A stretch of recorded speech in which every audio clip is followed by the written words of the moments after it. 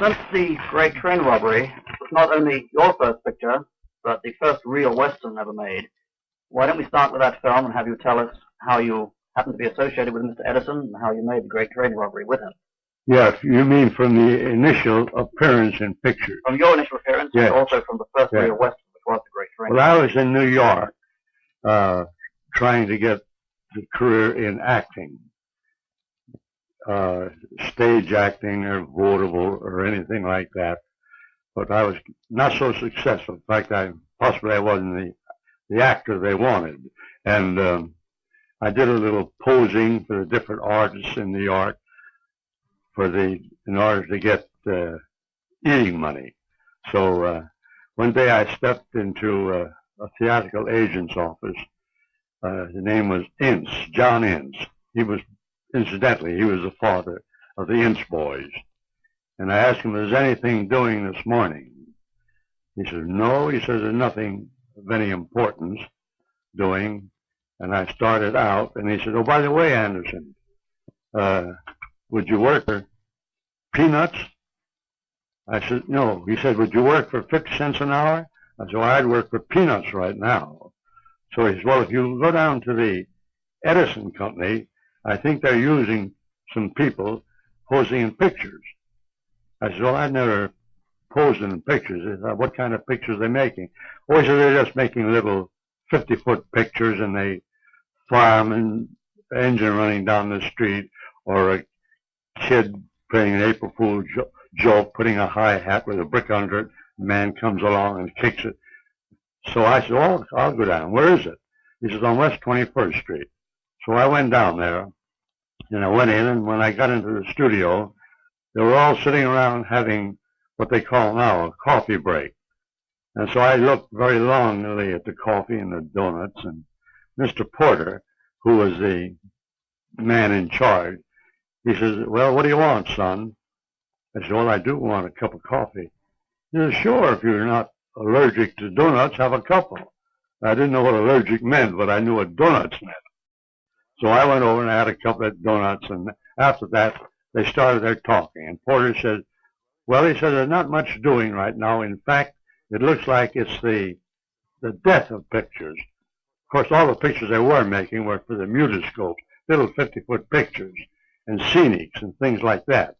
And he says that the theaters now are cutting them out. The theaters were renting them, you know, as what was known as chasers.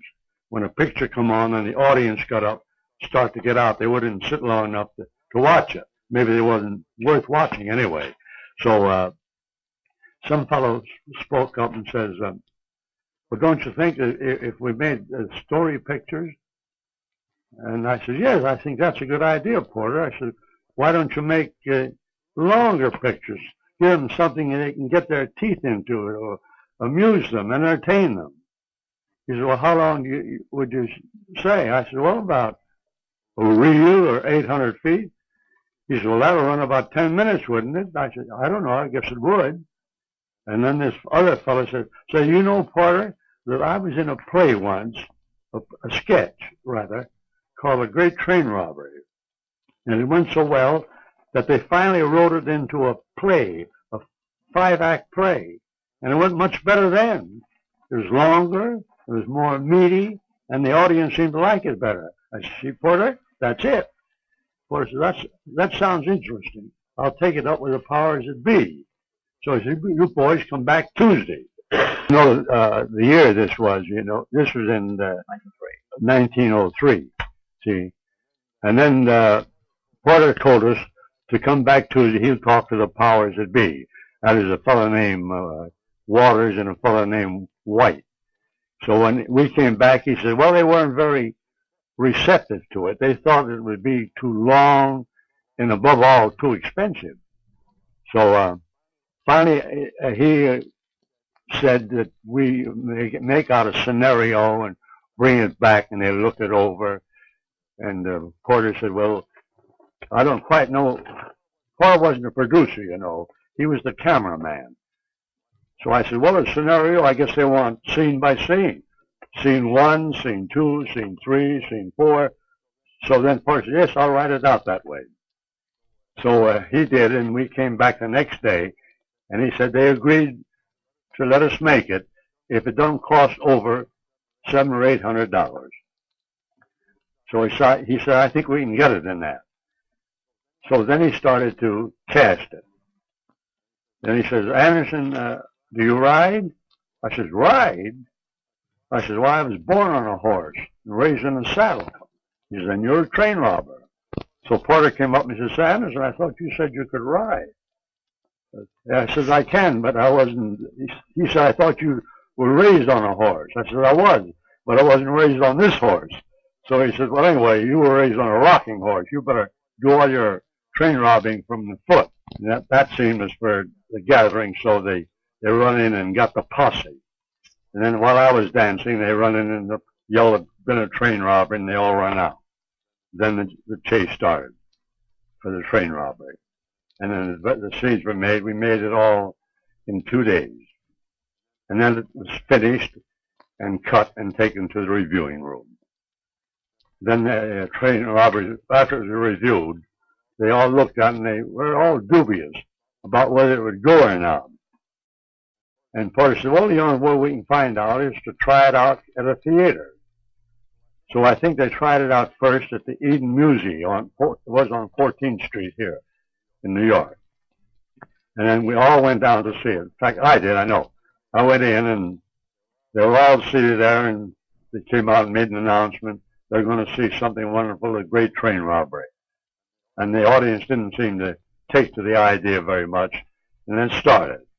Then as it started, they all started to get boisterous and yell and shouted, catch 'em, catch 'em, and all different kind of epithets, you know. And after the picture was over, they all stood up and cheered and shouted, run it again, run it again.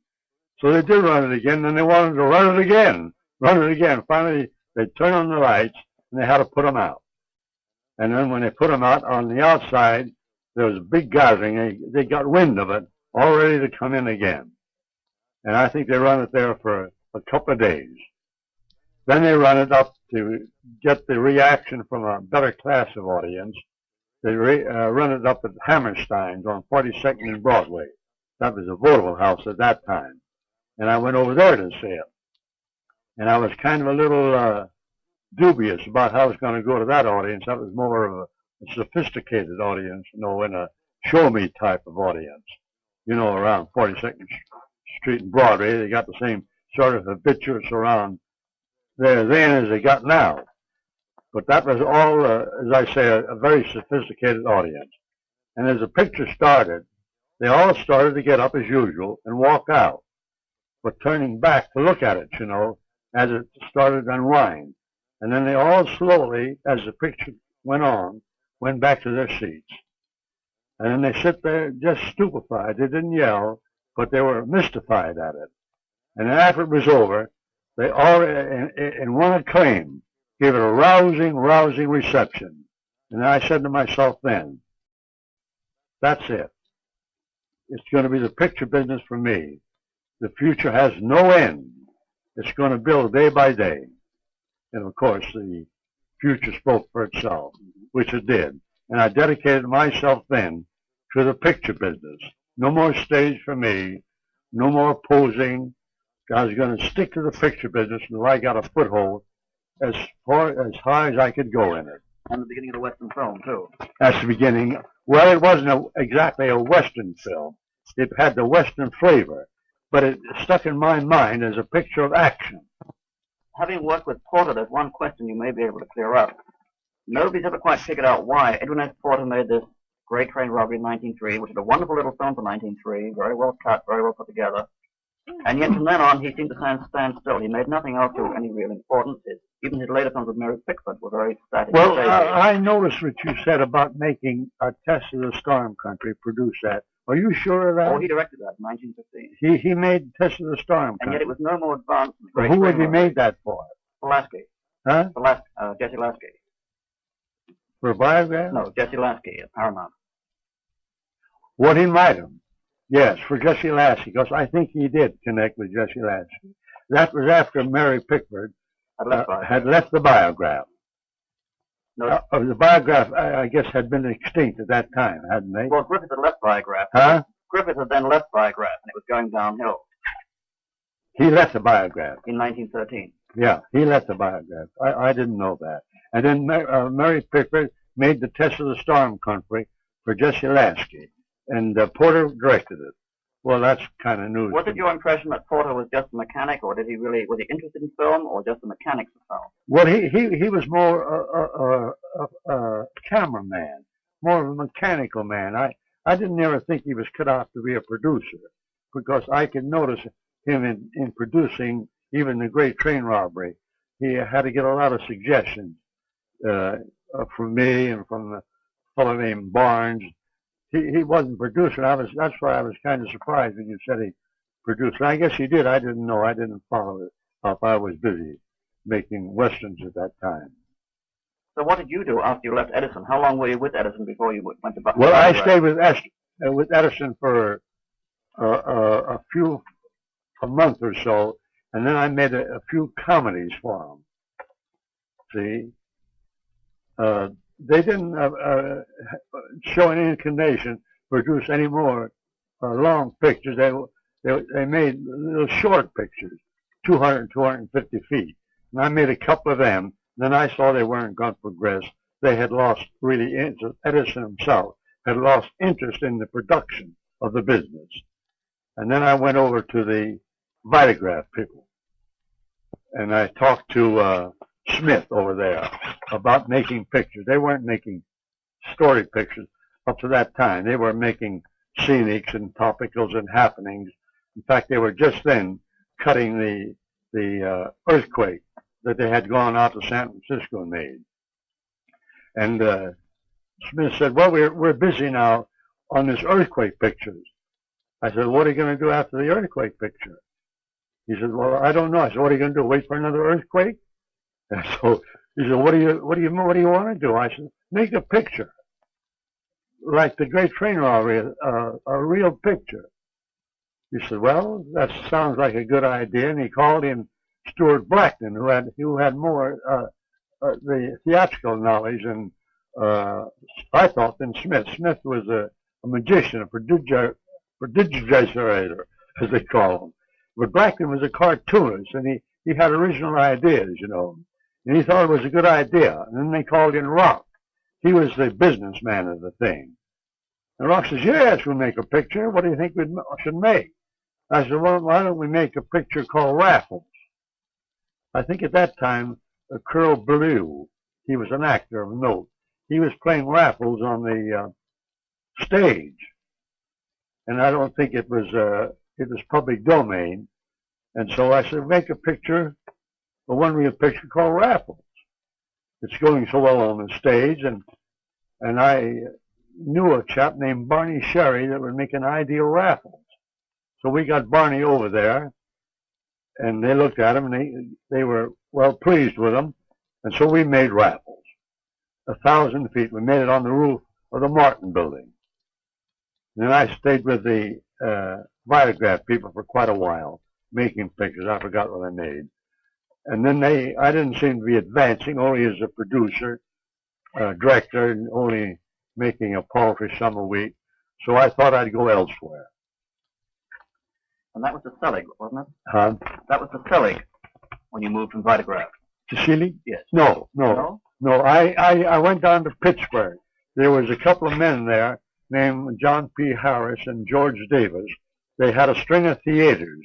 And I had the idea that they might make pictures for their theaters and make pictures for distribution. So I went down there and I had a talk with Harris and Davis, and they liked the idea. And they said, yes, we'll make pictures. I think it's a very good idea. But what I found out afterwards, all they wanted to make was subjects for their theaters. They had about 28 theaters. And they had about quite a few in Pittsburgh, Nickelodeons, you know. And all they wanted to do was make local pictures, local scenes. But they didn't want to make story pictures. Well, I didn't like that idea. And so I got up and I left them and I went to Chicago. And I went with Bill Seeley. I talked him into making pictures. He had a projection machine called the polyscope. And that he was putting his time to that. But I talked him to making pictures, and I made a few pictures with Seelig there in Chicago. And then I talked Seelig into let me go out west and make. He had a cameraman out in Denver where a lot of good scenery was, and I want to make some Western pictures. So Bill said, all right, go ahead. And I went out and I met Buckwalter, and we went over to Golden, Colorado. And I figured on making a picture, a Western picture. And I got an idea and wrote a very trivial story. And I looked around for somebody to play the lead. And I saw a young chap in Denver, I think it was in the park. He was playing baseball. And some fellow was batting him the baseball, and he was scooping him up very neatly and scooping up here. And I said, oh, he's a darn good ball player. He might make a good actor. So I went up to him and I asked him if he'd want to play a part in a picture. I don't know anything about pictures.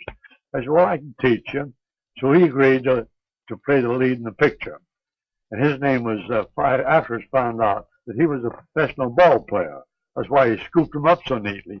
He was with the New York Yankees. He played third base for the New York Yankees. Well, anyway, I got together some more cowboys and how to use a couple of girls as cowboys.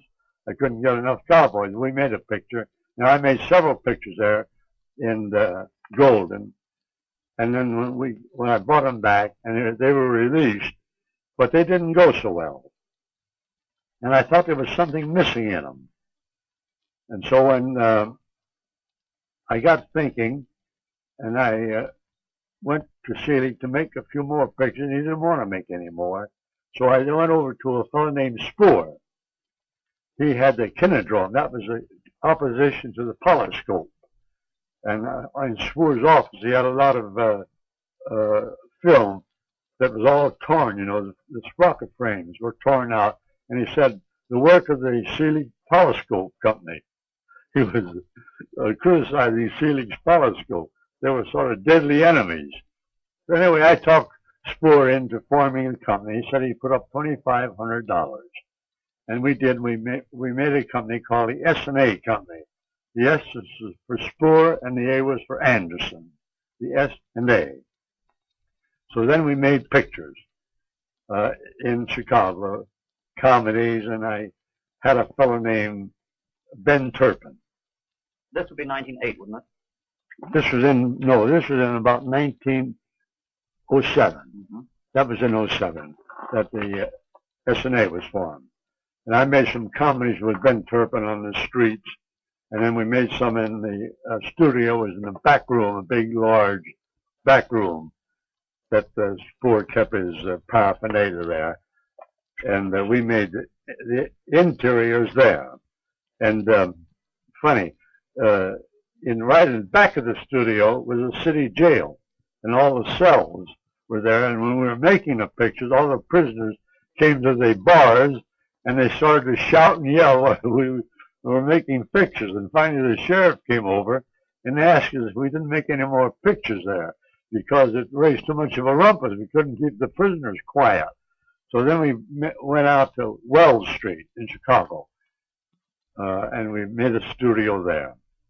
And then finally, I talked to Spoor to let me go out west and make pictures out there where the scenery was good and the climate was good and the daylight was sunlight. So he said, okay. So I took Ben Turpin and a fellow named Jesse Robbins as a cameraman and took Ben, and I went out to San Francisco first. That's where I intended settling. But it happened to be the rainy season, and it rained for about 2 weeks there, and it rained us out.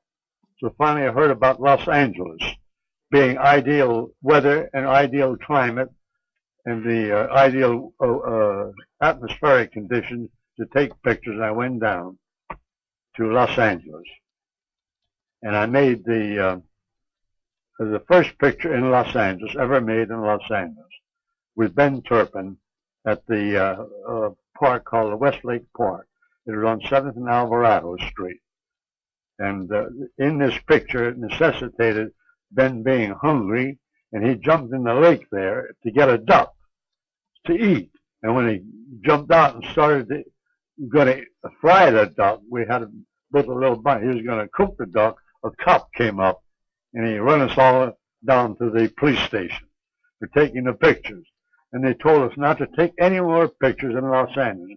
We created too much of a disturbance. So then I went down to a little town called Whittier, tried to get down there, but they wouldn't let us take pictures there either on the street. So I came back to Los Angeles, and I talked him into letting me take exteriors there, and I'd take the exteriors along the street in Boyle Heights. That was on the east side of Los Angeles. So we built a little studio there in Boyle Heights and made pictures, made comedies. I didn't make any westerns there. I made comedies. And by the way, Hal Roach was working for me out there too. Until finally he got the idea. So he said he's going to make his own comedies, and he left me, and he did. So then I thought that I would make westerns and get a studio to make westerns. And I looked all around Los Angeles to inspect the scenery, and I couldn't find the appropriate scenery for westerns, except I had to go too far, way out to Pahanga Canyon. And then I decided, I heard about Niles, California. That was about 30 miles from Oakland. And then I went up there and looked around Niles, and I looked at the scenery, and they gave me all the cooperation in the world, wanted me to come there. And I saw Niles Canyon, and I thought that was ideal scenery. So I decided to make the Western pictures there. And then I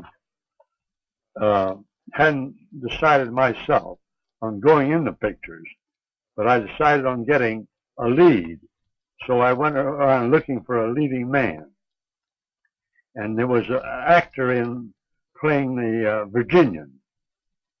And I asked him, I knew him, his name was Dustin Farnham. He was a very fine actor. And I asked him if he would come down and have a talk with me. He did. He came down to the studio and we talked over. He said, no, he said, I don't think that I care to go in pictures. He said, I don't think they'd last. I said, they're going to last longer than you're going to last as an actor, Dusty. He said, anyway, I'll pay out the Virginian. And he did. But incidentally, 2 years later, he made the Virginian for Cecil B. DeMille and also the Squaw Man. And by that time, well, anyway, so then I couldn't find anybody, and I decided, and then I remembered, back in New York when I was earning my living doing anything, I was posing for artists. And I posed for an artist named Christie, Howard Chandler Christie and Harrison Fisher and a fellow named Leyendecker. And so one day, when I think it was Fisher, I was posing for him, and he said, Anderson, I think I'm going to make a picture of a cowboy. I think you'd make a good model for a cowboy. I said, what's a cowboy? He said, I don't know. He's a man that works on the ranch, or on the range. They don't have cows on ranches, do they? I think they have steers and they ride fences, as far as I know. He said, I don't know anyway. You pose for it. And I said, I can pose for it. And so he dressed me up as a cowboy, and I posed for a cowboy. And after the pictures, then he said, you make a good cowboy. And I posed afterwards for Leyendecker for a cowboy, and he said the same thing for the cover of the Saturday Evening Post, a cowboy on the cover. So I remembered that he said, those artists said that I'd make a good cowboy. So I said, well, I'll pose for it. And then I read a story by an artist, a writer named Peter B. Kine, very fine writer at that time. And he wrote a story, and then incidentally, it was in the Saturday Evening Post. It was called, I think it was called Broncho Billy and the Baby. A very beautiful story. And his central character was this cowboy named Broncho Billy. And it was about Broncho Billy had robbed a bank in the town and had made his escape and got rid of the posse. And he lost the posse, and then he went back on his horse and started to ride on the road. And he came across a covered wagon. And as he passed this covered wagon, he looked up and he noticed a girl crying. And he said, that's a kind story, see. And he said to this girl, what's the matter, miss? You crying? She said, no, no. He said, then them there are tears, aren't they? And she said, yes, my baby's sick in the back. And I said, well, why don't you drive to town? He said, well, I'm afraid I can't drive. And he said, well, I'll drive you back. So then this Bronco Billy gets in, and he drives this here wagon back to town, see, and he gives himself up. He takes the baby to the doctor, and of course then they arrest him and they put him in jail. And while he's in jail, this girl comes and talks to them through the bars. And I said to her, where's your husband, miss? As Bronco Billy did. And she says, well, he passed away on the trip. That's why I was alone. And then I said, would you marry again, miss? She says, yes. I said, would you marry me? And she said, yes. So then they had the wedding with Billy in jail and her on the outside. And I thought that was a beautiful story. And Kine wrote it. I didn't write it. But I pirated it and made it the first picture, Bronco Billy and the baby. I even took the title. So one day, I saw a man standing in the studio looking, a very intelligent-looking fellow. And I said, well, how are you? And he says, my name's Kine, Peter B. Kine. That's why, are you down here about that story? He says, oh, no. He says, that was all right. He says, I'm glad to see it in a picture. And he said, maybe I'll write for pictures again. I said, maybe you'll write me another story. Yeah, I said, I will, but I don't think you want to pay the price. I said, what will you write the story for? He said, $2,500. I said, nothing doing. He said, we don't cost us only $700 or $800 to make the picture. He said, I thought so. He's a very nice fellow. We shook hands, and that's the last I saw of Peter B. Kine. And I don't know. So few of those Bronco Billy westerns are still around today. It's very tough to generalize. Did you try to stress action more than plot, or did you try to establish a strong character in Bronco Billy and build stories around it? No, I tried to make the premise as simple as possible and to characterize and dramatize the leading character.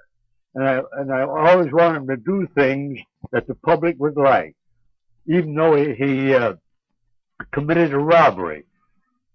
See, I had him amend for it by doing something.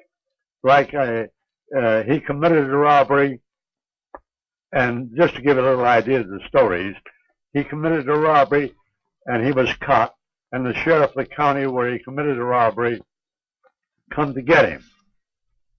And he took the money away from me, and on riding back to his county, we stopped off at a saloon, boarding house, and a dance hall, and he took me up to the room and handcuffed me to the bed. And he took the money with him back to the gambling room. So he went down there, and he got in Dutch. He started gambling, and he lost all the money. The sheriff came into the room, and after he had handcuffed me, and I was unable to get away, and he didn't have the bags of money. And I says, where's the money, Sheriff? He says, downstairs. I lost it gambling. I says, you lost it gambling? He says, yeah. I says, what are you going to do? He says, I'm going to take you back and put you in jail. Then I'm going to skip. I said, no, you're not. You're going to take me back and put me in jail, but you don't have to skip. I says, would you let me have my gun, turn me loose? I'll go down and get the money. So he did. He unlocked the handcuffs, gave me the gun. I went down in the gambling house and held him up, got the money, came back with the sheriff, said, let's beat it, Sheriff. And we went out onto the horses and away. So that's what I was just saying. That's the good Bronco Billy usually did. Do you remember any players who appeared with you in those films who later became famous on their own? Hmm? Do you remember any particular players who appeared in those films with you, like Marguerite Clayton, who was the leading lady, Yes. who later became famous? You mean any that got notoriety? Well, not notoriety, That have just appeared? popularity. Huh? You mean became well known? Well known through the Anderson film. Well, Marguerite Clayton, I suppose. Well, there's a girl named Vita Burton. I don't think she gained any. But then there was a fellow named Brinsley Shaw. He went pretty good. Arthur Mackley, he went along pretty good. And then, of course, Wally Burry appeared in a few. He didn't get so far, Wally Burry. And then Charlie Chaplin appeared in a few. And in fact, Charlie directed one or two for me when I directed his picture out the studio called The Knockout.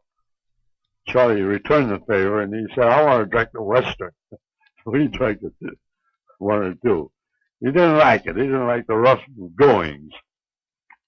But I think that's about all that gained any fame. Of course, Chaplin gained a little fame, and Ben got pretty high, and Wally Burry got pretty good, and Gloria Swanson went pretty far. Although she never appeared in any Western pictures. She appeared in a few Eastern pictures. But she appeared through my solicitation. I saw her sitting in the studio once and asked the studio manager, who's that girl over there? And he said, well, that's just a girl that your wife sent down here. She thought she was pretty. I said, well, she is pretty. She got personality. I said, why don't you use her? He said, well, we will someday. But she was the foster daughter of a woman named Mrs. Jones, who was the nurse for my daughter when she was a baby. And that's how Mrs. Anderson sent her over to the studio. But they didn't seem to want to use her. In fact, they couldn't discover talent. They didn't. I saw her, and I asked Francis Bushman if he'd use her in a picture, and he did. And that, from then on, Gloria Swanson became Gloria Swanson. That has nothing to do with Westerns, but it's just a little story about Gloria Swanson. Well, getting back to Westerns again, how did you get along with William S. Hart and Tom Mix? Did you meet them, and did you discuss your work together? I never met Mix, just casually, just shook hands with Mix. But I met Hart when I was down in Los Angeles negotiating for Charlie Chaplin. He was there playing the Squaw Man on the stage, and I had known him in New York, and I went and had a talk with him. And I said, Bill, have you ever thought about pictures? He says, no, I haven't. I said, you'd make an ideal Western type. He said, well, maybe I will when I get through with the stage. I kind of like pictures. I know those Bronco Billies I saw, they kind of hit me. I said, don't do Bronco Billies. I said, you do Bill Hart. He said, well, I'll do my own characterization. And he did. He finally went in pictures. And he did a very, as you know, a very good characterization. In fact, I think Bill Hart was really the best of all, the silent fellows in the, well, I don't know how I would compare him with Arnaz and Clint Walker, but I think he was just as good at his interpretation. Of course, he was a one character man. Everything he did was the same. He did that same somber face and did everything very well. In fact, the fact that he went on so well with the public proves that. You also, when Hart and Mix, or rather at least when Hart was established, Huh? you then moved into features too, didn't you? You left the one-reelers and two-reelers and made some feature Western pictures? I made some feature. Yeah, I did after Bill Hart got started. But he got too far advanced. When I came back, they were idolizing Bill Hart. And it was the start of a second beginning. And it didn't work out. The Westerns I made were good, but they weren't good enough to compete with Bill Hart's pictures. So I gave them up. But you stated in the film game, Yes, didn't you produce some comedies with Stan Laurel at that time? Yeah. I went to New York with Charlie Chaplin with the idea to make pictures with Charlie. I'd make Western pictures and he'd make those comedies. But Sid Chaplin, his brother, was pretty hard to get along with, and we couldn't deal. We couldn't cooperate, and so I gave up the idea. And then I went back to California, and I started making comedies, and I made them with Stan Laurel. And I made quite a few, and I released them through the Metro. Through Louis B. Mayer. Made them in Louis B. Mayer's studio. And he liked them. He wanted to become interested, and that's why I made the big mistake. He wanted to become interested in them because Louis Mayer always wanted the big piece of pie in anything he went into. And I thought I could do it alone, and I wasn't businessman enough. He was a great businessman. And after they were produced, I don't know, I drifted out of the pictures then. And that's really the story of my silent days in pictures. Well, how do you feel about the Westerns today? Do you still follow them, or do you prefer to refer back to the old ones? No, I like the Westerns today, and I think they're very well done, very well produced. And I think that the reason why they're so predominant, because they are the best entertainment on television. There's no doubt about that. And that's the reason why they're crowding out the dramas, those sordid dramas like they have, like Climax, Studio One, The Craft, and the Playhouse 90. They're so heavy, and so they're not understandable really by the viewers of the television. You know, the viewers of the television are, I wouldn't say the hoi polloi, but they're the type that eat corned beef and cabbage and boiled ham and things like that. They don't eat chicken under the glass and sirloin steaks. And that's who the Kraft pictures in the Studio One, the Climax, appeal to. And it's getting so now that they're losing them and they're going over to the Westerns because the Westerns are so simple. Their plots are so simple. And their backgrounds are so great. They have scenic backgrounds, scenery. Even sitting and coming through the scenes on my trip to New York, I just sat there mystified by the scenery that I was passing through.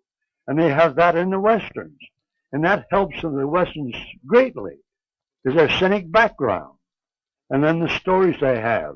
They have simple stories, and they begin at the beginning, and they keep on their story to the end.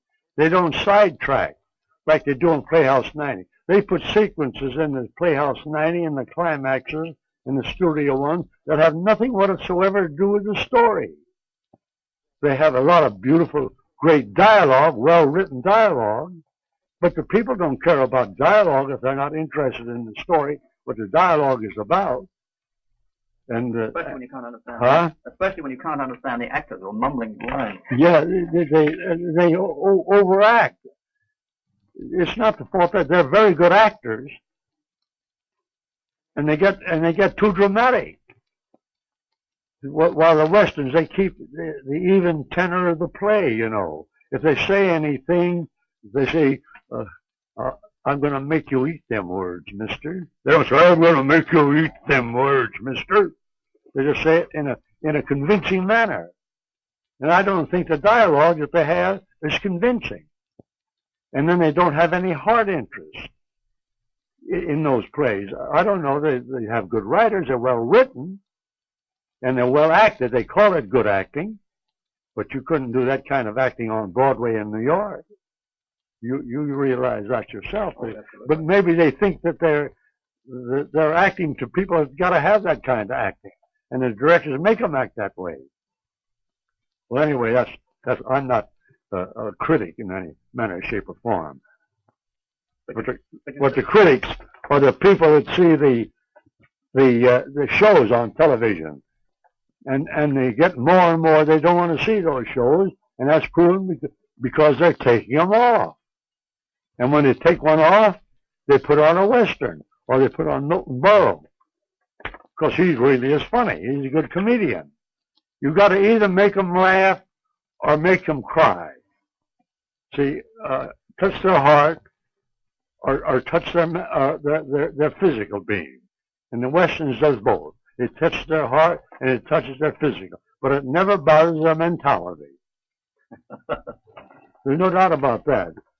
A kid 5 years old, 6 years old, and the mother, the father, and the grandpa, and the great-grandfather, he can sit there and understand what they're saying and understand what they mean.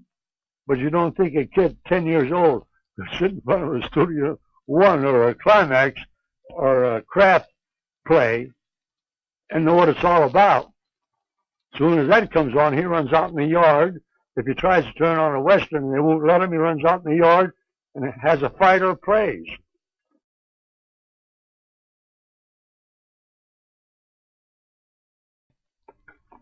Well, Billy, those of us who remember the really great old Western stars, you, Bill Hart, Fred Thompson, Tom Mix, Buck Jones, Tim McCoy, and the others, Ken Maynard, we get a little depressed today. We look around and there just aren't any Western stars around. There are plenty of Westerns being made, but the stress seems to be on the Westerns themselves and not so much on the stars. Do you think this is a sign that Westerns are on the way out, or are they coming back stronger than ever, but in a different way? On the way out?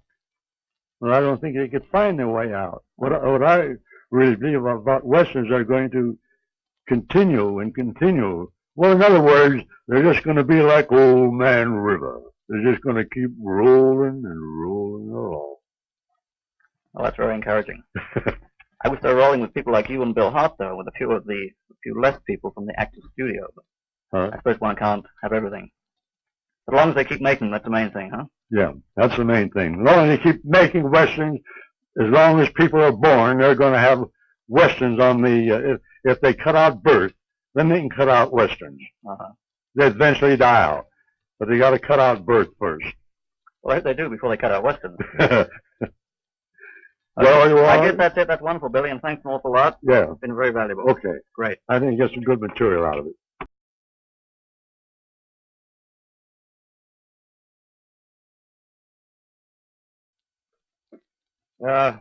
Mr. Anderson, when you mentioned when you went with Mr. Spoor, he was at that time a projector manufacturer. He was projecting the Kinodrome. Well, he wasn't a manufacturer.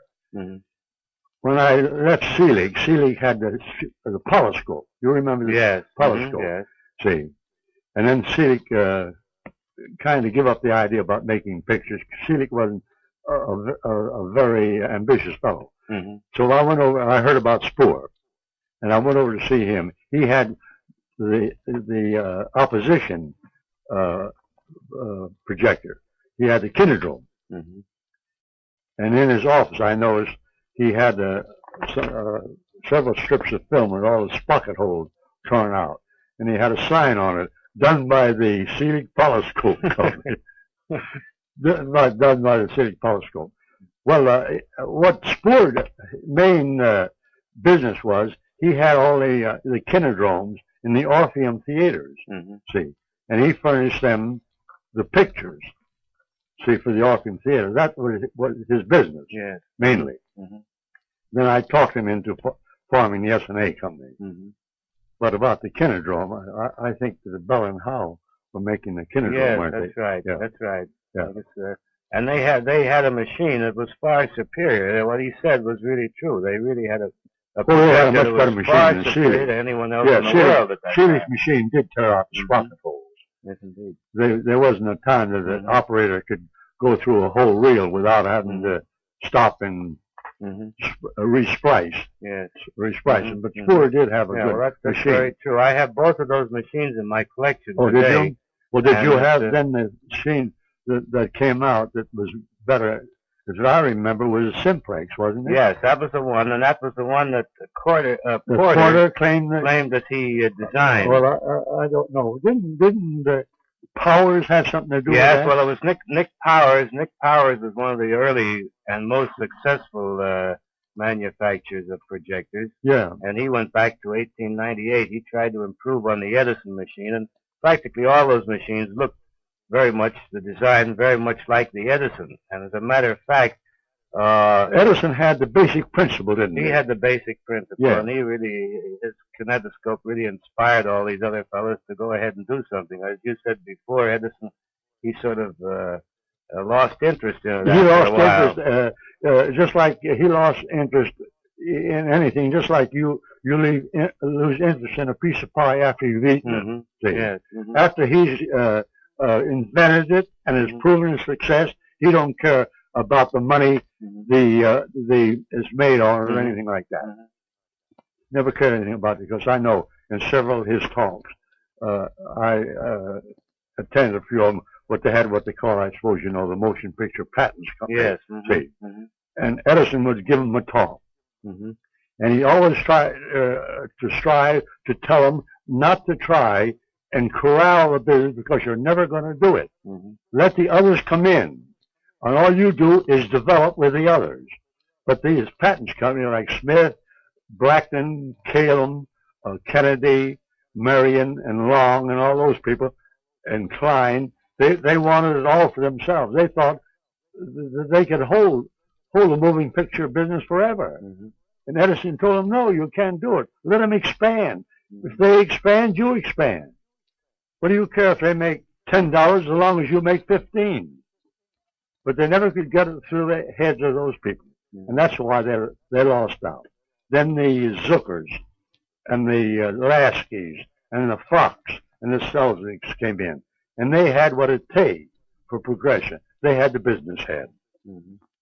Mr. Anderson, there's one thing I'd like you to do for me. I'd like you to look over at that board right here.